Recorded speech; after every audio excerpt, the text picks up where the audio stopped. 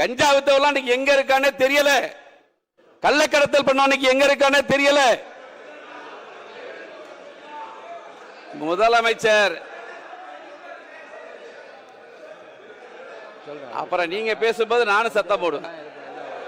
அப்புறம் நீங்க பேசும்போது நானும் சத்தம் போடுவேன். இதே சபையில நீங்க பேசும்போது பல்வேறு தவறுகளை நான் சுட்டி காட்டுவேன். சரியா? நான் ஒரு தனி மனிதன் தான். நீங்க பேசும்போது நடந்த தவறுகளை நானும் ஒரு சட்டமன்ற உறுப்பினர் என்ற வகையில நிச்சயமா சுட்டி காட்டுவேன். மிகப்பெரிய அரசியல் ஜாம்பாவன இருக்கிற இந்த மன்னார்குடி தொகுதியில மன்னார்குடி தொகுதி மக்கள் எனக்கு ஒரு வாய்ப்பை அளித்திருக்கிறார்கள். அந்த மன்னார்குடி தொகுதி மக்களுக்கு கடைசி வரை மிகப்பெரிய அரசியல் ஜாம்பாவன்கள் நிறைந்திருக்கிற பகுதி மன்னார்குடி பகுதி. என்னை எதிர்த்து போட்டியிட மிகப்பெரிய உலக கோடீஸ்வரர், அவரை வெற்றி பெற்று வந்திருக்கிறேன். இன்றைக்கு திரு முதலமைச்சர் அவர்கள் ஆதரிக்கிறேன் என்றால் இது சாதாரண நிகழ்வு. போங்க, அது வேற விஷயம். தனிப்பட்ட முறை யாருக்கு இங்கே பதில் சொல்ல வேண்டாம். சுருக்கமாக உங்கள் கருத்தை சொல்லி முடியுங்கள். எனவே மன்னார்குடி தொகுதி மக்களுக்கு கடைசி வரை நம்முடைய முதல்வர் அவர்கள் எனக்கு பாதுகாப்பாக இருக்க வேண்டும்.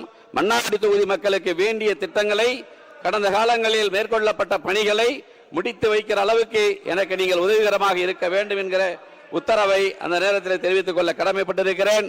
நிவேதா முருகன், அப்புறம் நீங்க பேசும்போது நான் குறுக்க பேசுவேன். முருகன், நீங்களும் டெல்டா மாவட்டத்தை சார்ந்தவங்க தான்.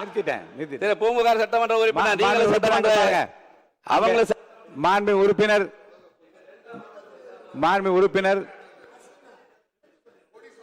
உறுப்பினர்களுக்கு நீங்க பதில் சொல்ல வேண்டாம்.